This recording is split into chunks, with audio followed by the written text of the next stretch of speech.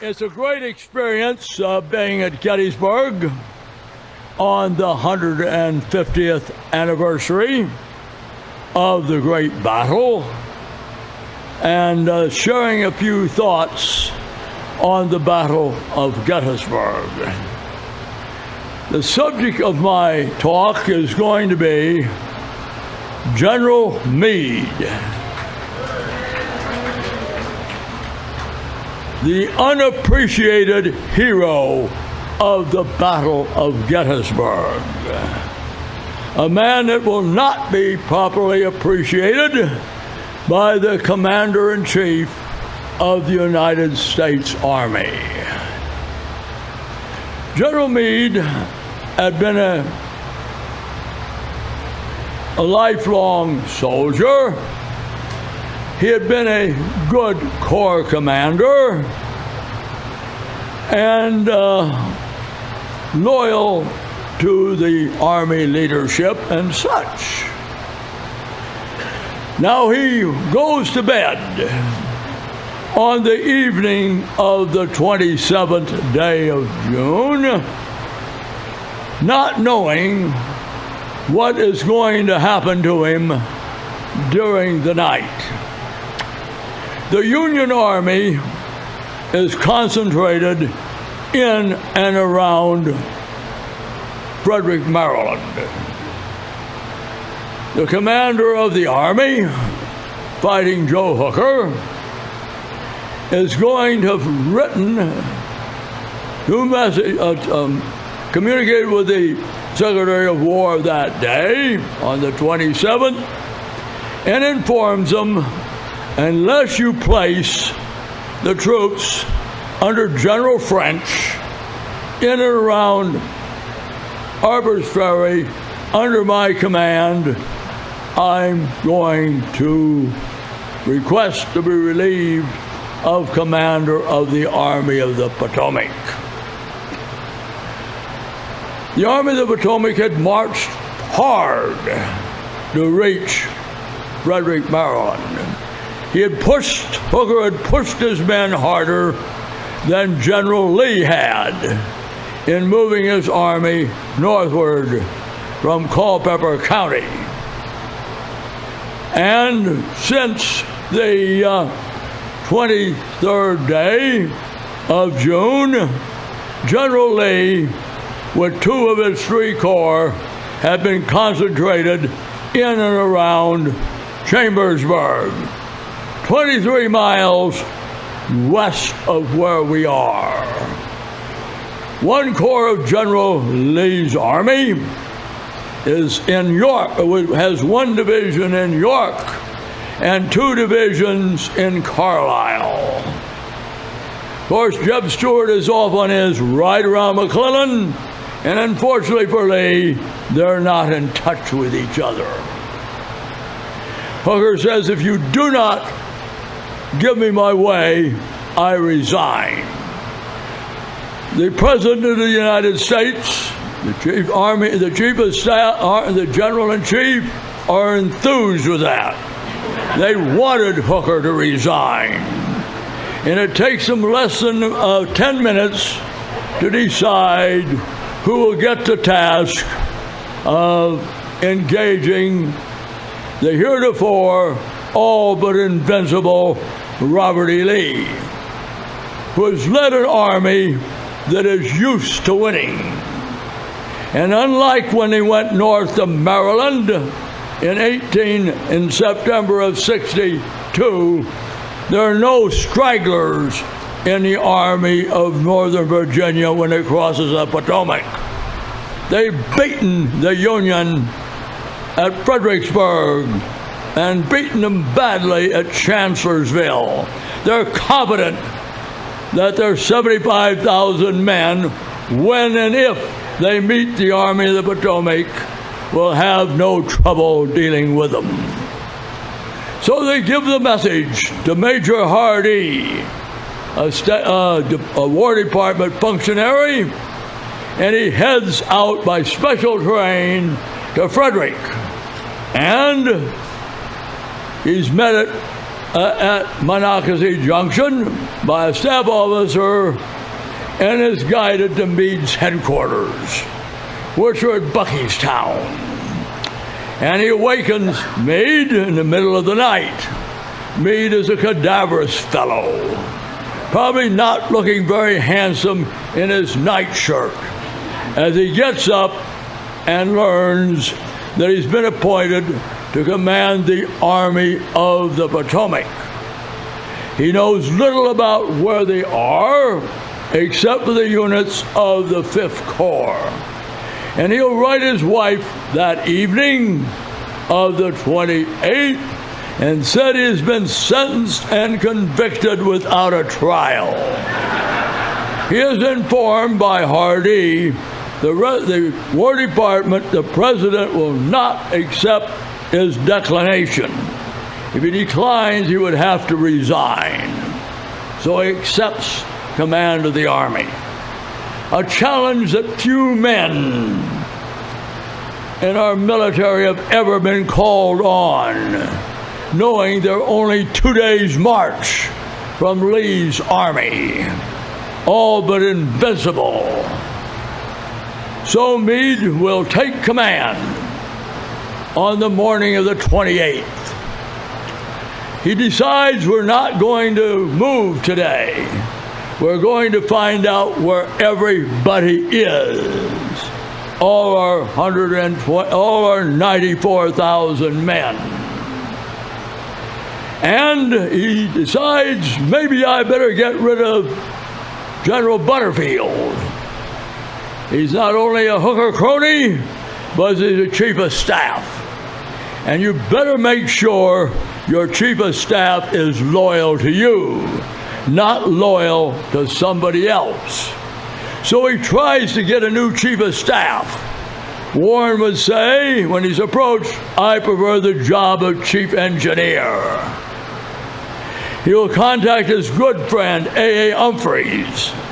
Humphreys is a division commander in the 3rd Corps, but he says, I like to command troops in battle. I don't want to be a paper shuffler.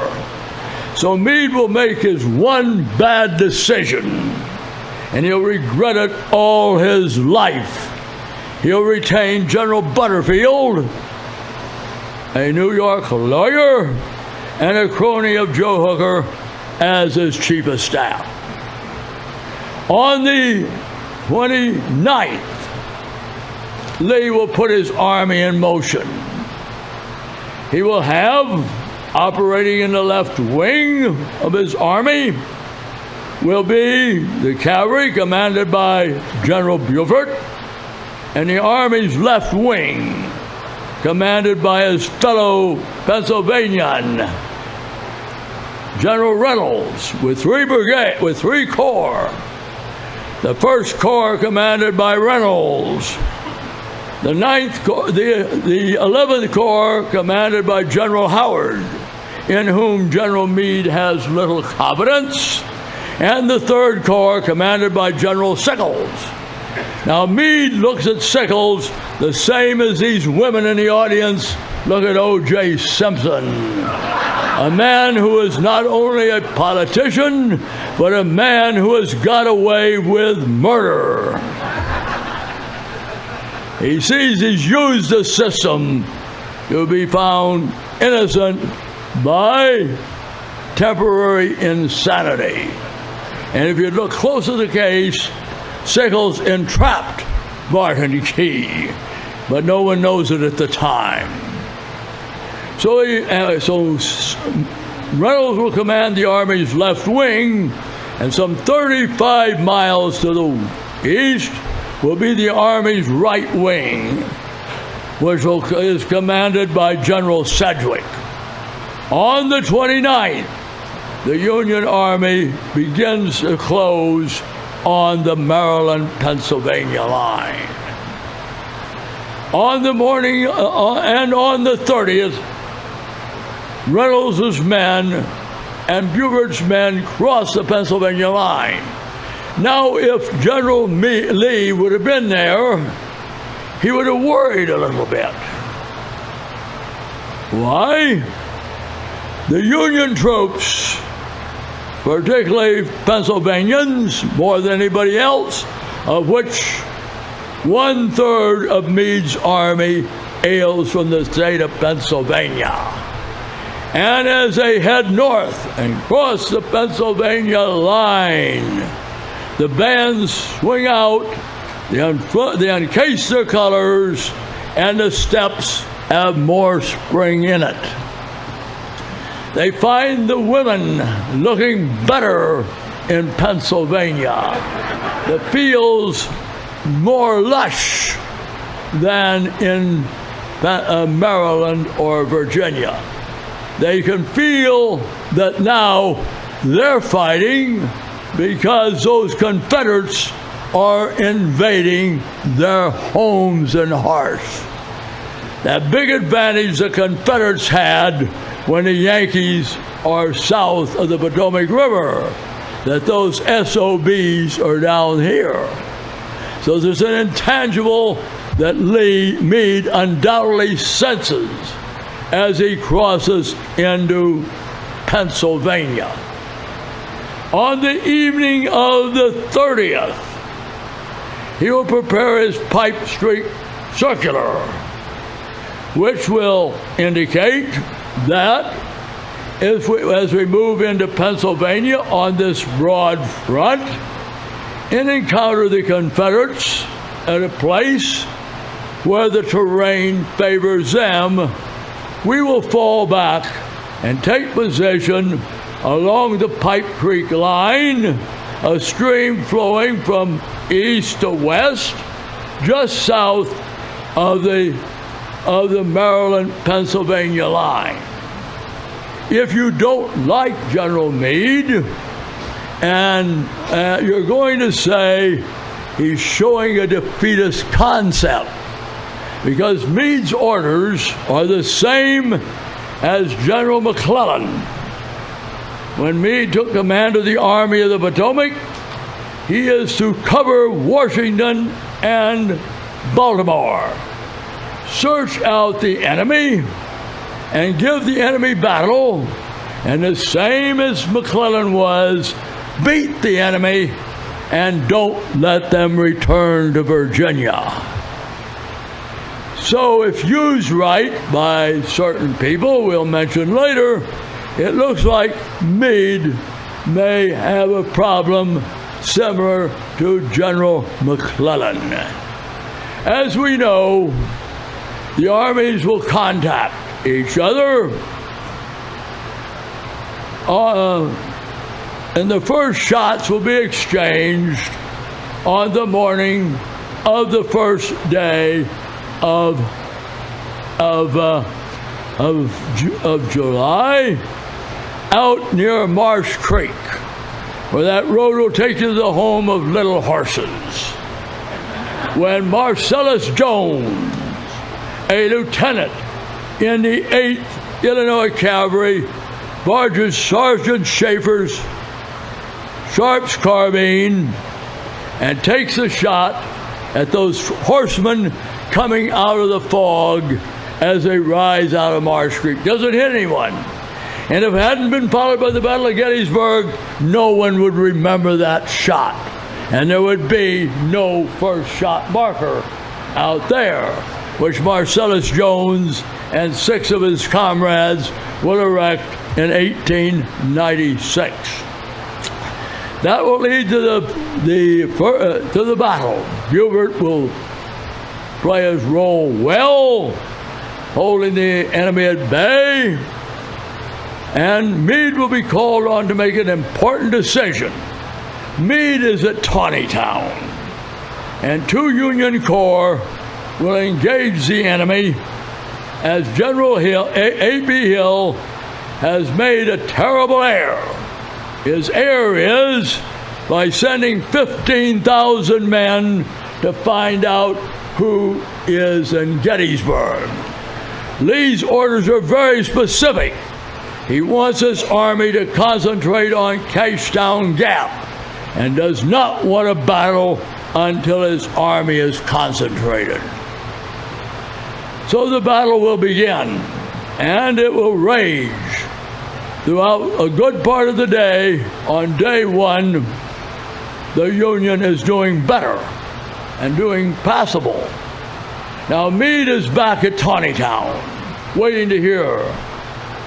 About 12 o'clock, a messenger arrives that General Reynolds is on the field and has moved to Buford's support over on Seminary Ridge.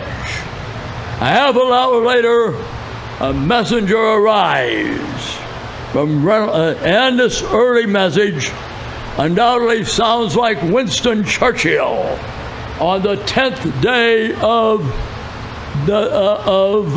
May 1940, when he replaces the Umbrella Man as the Prime Minister of England. That's one reason I never use an umbrella. I associate it with appeasement and Neville Chamberlain. Churchill will tell, Reynolds will state, this is a place to fight a battle, the best artillery position in the area. If driven from the ridges west of town, I will barricade the streets of town and fight them in the streets. Much like Churchill says, we'll fight them in the beaches, we'll fight them in the streets. And they do. Next thing he learns that Reynolds is dead. A half hour later, and Howard is in command. Meade undoubtedly will say, oh, and that word begins with S and ends with T. Knowing that that the 11th Corps has been routed at the Battle of Chancellorsville. So the Confederates, by the end of the day, will have won the first day's battle. But what does Meade do? At noon, he calls in General Hancock. Hancock's the superb. He's going to make an important decision. He's going to tell Hancock to proceed to Gettysburg, assess the situation, and decide if Reynolds, who is now deceased, is right and it's a place we should fight a battle. So General Meade is having to make a difficult decision. So he sends the man he can count on most of all, and he'll ride up to Cemetery Hill, arrive a little after 4 o'clock when he sees the 11th Corps and many elements of the 1st Corps driven through the streets of Gettysburg, assembling on Cemetery Hill. Hancock will make one decision immediately. No one is on Culp's Hill, and he'll order Wadsworth to take his corps and get his tail up onto Culp's Hill. Wadsworth will procrastinate, and Hancock will say, "You didn't hear me right." After a long discussion with Howard, in which Hancock controls his temper, they'll agree and send Meade a message. This is where we should fight a battle. They've seen that this is a far better position than anyone on the Pipe Creek line. East Cemetery Hill is the best artillery position in the entire area. And off gallops a messenger down to tell General Meade that. Later on, Hancock will proceed there, and by that time, Meade has ordered the army to concentrate at Gettysburg. So Meade has now scrubbed the Pipe Creek circular and is going to fight the battle, and it's a defensive battle. He is going to fight at Gettysburg, anchored on Cemetery Hill, Culp's Hill, Cemetery Ridge. Meade is there by midnight, and he's by the sexton's quarters, in Evergreen Cemetery.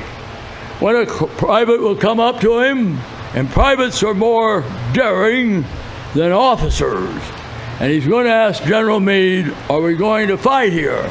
And Meade says, yes, I've ordered the entire army to assemble here. Now the Confederates are having their time of it. Now Lee is overconfident, and he decides and will decide if the enemy is there in the morning, and there I mean to attack him, and there I mean to beat him. So the Union Army will take up its position as depicted on the prime map. A member of the Warren's engineer staff, and according to this, the 3rd Corps under General Sickles is to anchor his right near the Pennsylvania Monument and extend along Cemetery Ridge to the area where the Millertown Road, i.e. Wheatfield Road, crosses it. But Sickles, as a small corps, 2 divisions rather than 3, he doesn't like the position, and without getting Meade's sanction and getting a decision on Meade to stay where he is, he will advance up to the Sickles salient. Now, when Longstreet prepares for his attack after his long march, at 4 o'clock, Meade will find out what Sickles has done, and he'll be very unhappy about it. Sickles says, I withdraw my men. Sickles says, the enemy won't give you time. Rejoin your corps. And Meade immediately orders Warren to Little Round Top to see if anyone is there. When Warren gets there, he sees only a score of Signal Corps people are there. I'm not deprecating the Signal Corps, but if you have a score of Signal Corps people there, the Confederates are going to have Little Round Top like a cakewalk. Meade will then order General Sykes to take his 3rd Corps, and the battle will rage throughout the afternoon, from 4 o'clock till around 7 o'clock. Longstreet will say it's the best 3 hours of fighting that his men do during the war. But they do not seize Little Round Top.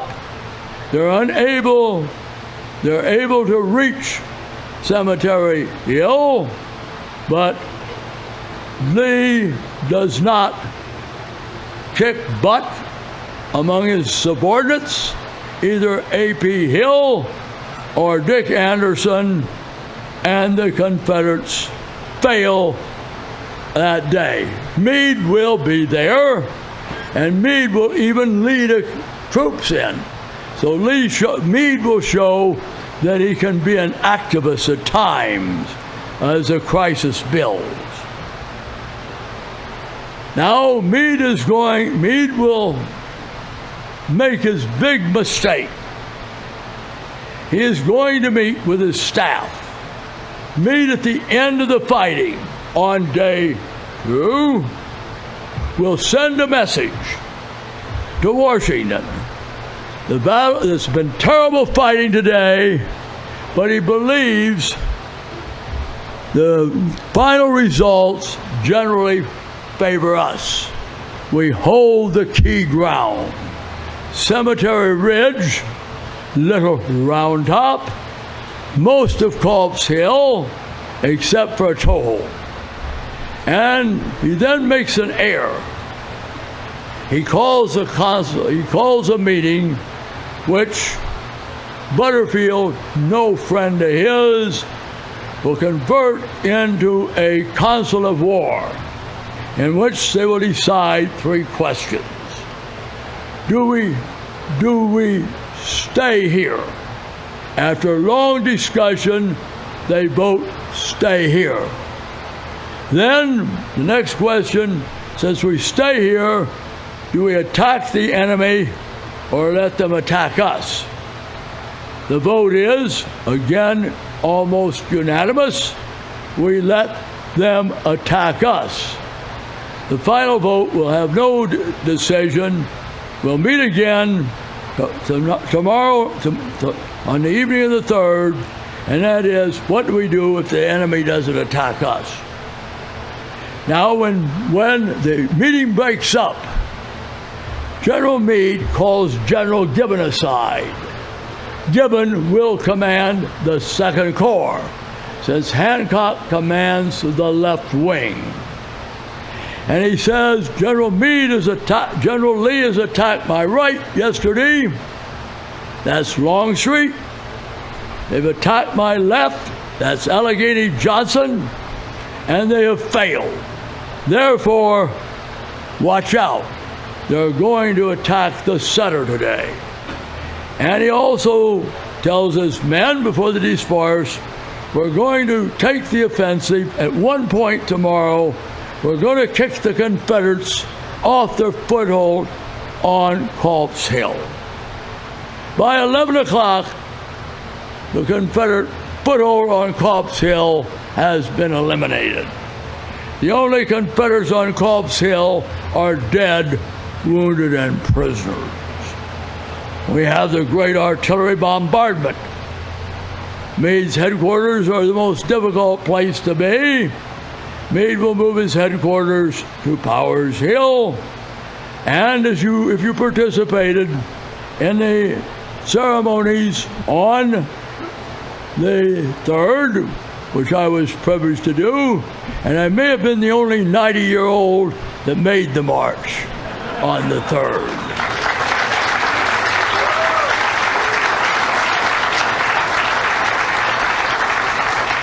Which I did. And it was a pleasure and a thrill to do it.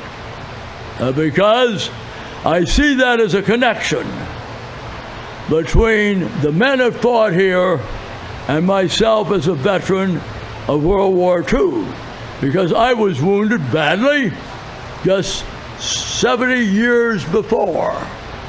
So I was 20 years older than when I was wounded, when I walked it on the 3rd. Marine Corps. And so we have the, yes, Marine Corps, hurrah! The Marine Corps didn't use hurrah then, they copied it from the Army along about in the Vietnam conflict. So, the biggest charge will be repulsed. It begins raining very hard. And on the 3rd, on the 4th, the Confederates pull back, abandon the town, and withdraw their left so Lee can begin his retreat on the evening of the 4th. During the day, on the 4th, Meade makes a horrible error. In our days, every officer, even a corps commander, will have a PR man on his staff. Those days, you didn't have PR men on your staff, and the press was usually your enemies. And Meade did not get along with the press well. So he issues a congratulatory communication to his men on the 4th. And he will congratulate them on beating, defeating, mauling General Lee's army. Then calls on them, and these are what he should never have written.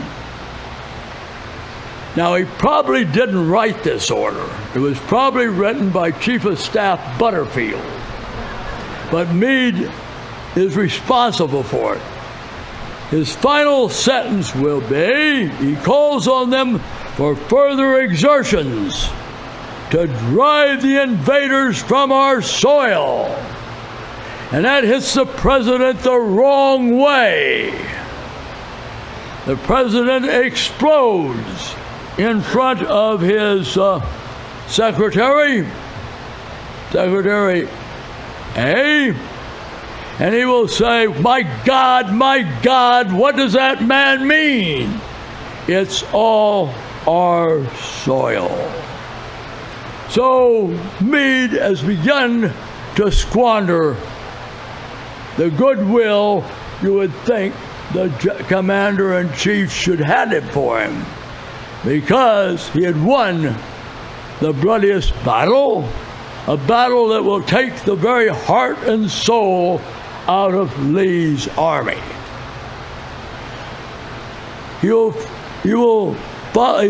cavalry will pursue on the night of the 4th, and on the 5th, joined by Sedgwick's men, and they'll proceed a short distance. On the 7th, Meade will move his army southward to Frederick. He needs to resupply his army. On the 5th, he had one piece of good luck. He had fired General Butterfield. And Henry Haupt, a classmate of his, had arrived and will personally visit Lincoln and inform him that he believes Meade is dogging it. He has supplies and he thinks he should pursue. Worse yet is happening in Washington. On the evening of the 5th, President Lincoln and Tad, the most hyperactive child you would have ever heard of, visit Daniel Edgar Sickles. Sickles, who had his leg amputated by Dr. Sy on the evening of the 2nd and 3rd, is in Washington on the 5th. Lincoln and Tad call on him. They're sitting in an easy chair with his right leg propped up, bandaged, bloody, is Dan Sickles. And as Tad bounces around there, he'll tell the president, if I had not advanced my men up to the peach orchard, Meade would have fallen back on the evening of the 2nd, and there would have been no day 3. And the president swallows it like a trout with a good fly. And Sickles has scored a coup on General Meade. Worse, on the 7th, a telegram arrives telling all about the wonderful things my predecessor said that General Grant reports on the 4th. Now, the telegram from Grant has to go up the river to Cairo, Illinois, then by telegraph, so it doesn't reach Washington until the evening of the 7th. And that upsets the president again. He thinks, and he'll send a message to Meade, that if you just push the enemy hard, you're going to do the same thing that General Grant did. The Confederate Army will not get across the Potomac River, and the war will be over. So Meade's standing is now getting rather sticky with the president. Lee, when he reached the Potomac River, finds it in flood. It's impossible to use the ford up at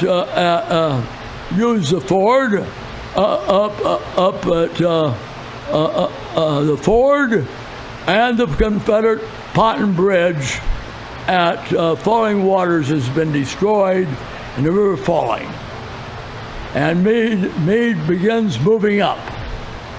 Now, Lee, as he waits for the river to crest and fall, which it will begin doing by the 12th. The Confederates, Meade will send the president a message, and it will make the president smile. He has scheduled an attack on Lee's defense line, which Lee has thrown up, covering his bridgehead, and Meade has scheduled an attack on the Confederate defenses for the 13th. It begins raining again on the 13th, and Meade decides that he will have a meeting. He'll call another accursed council of war.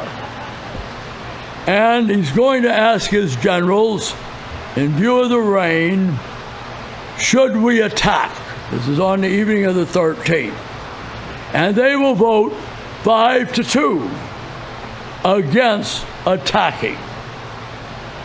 When Meade sends this message to Halleck, the president has a tizzy and tells Halleck to let Meade know that the president is very, very unhappy. So Halleck will write a message and tell Meade, you did wrong in calling a council of war. Take counsel of your own fears.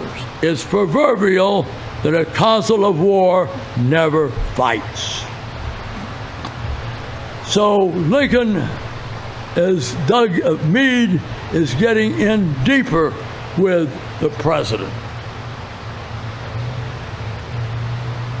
On the evening of the 13th, Lee begins, the water having fallen up at the ford. His men begin crossing. They have rebuilt a Potton bridge, the Pottons, rode them down river, and they're crossing at Falling Waters. The Union Army, Meade will then order an attack for the night, for the 13th, night of the 13th and 14th. As the Union arrive, they find they are too late. Though they do inflict sizable casualties on the Confederates as they cross at Falling Waters, they get across the river, and the president is beside himself. He'll write out a message. Now, Meade will hear about this. He never sees it, because the president will think further about it. It is that you had him in your hands, speaking of Lee and his army, and all they had to do was close them, and you would have had him. And the president will tear it up and throw it in the garbage can. Halleck on the 15th will then send a message to Meade informing him that the president is very, very disappointed in you because you let the enemy escape across the Potomac River. In 1.5 hours, Meade has responded. He says, the president has censored me. I request that he accept my resignation as commander of the Army of the Potomac. Halleck then, at the direction of the president, has to eat crow and back off, and said, you really didn't understand what the president meant. He didn't mean it as a strong words of censorship of you. And Meade, being the good soldier he is, does not withdraws his request to be relieved. So we have General Meade. Think of what he did. Took command of the Army on the morning of the 28th. 1 week later, what he had done, he had not only beaten Bobby Lee, he had mauled him. He inflicted casualties on him which the Confederates can never sustain. Never again will the Army of the Potomac initiate a major campaign against the Army of the Potomac.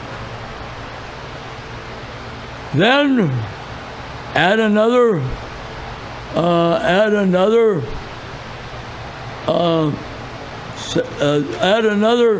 10 days to that, and he writes a letter in which undoubtedly, if the president hadn't retreated in the position, General Meade would have resigned. Because he does it, but Alec has to withdraw it. So General Meade has very few monuments to him. General Meade becomes, when Grant becomes General-in-Chief, practically a forgotten man. The Park Service used to have a sign that I only got removed when I was chief historian at Appomattox that said that on the 9th day of April, General Lee surrendered to General Grant and the Army of the Potomac. No mention that General Meade still commanded the Army of the Potomac. So I used to not really appreciate General Meade as much as you may gather from my talk today. And since I probably made some controversial statements, General Lee did not fight a very good battle here. And that works bad for General Lee. General Meade, because Meade fights a good battle here. Why don't you give General Meade credit instead of picking out why General Lee didn't fight a good battle and point to his subordinates as the ones to blame for him losing the Battle of Gettysburg? That's all part of the lost cause myth, and one I don't have time to take up with you today. Thank you so much.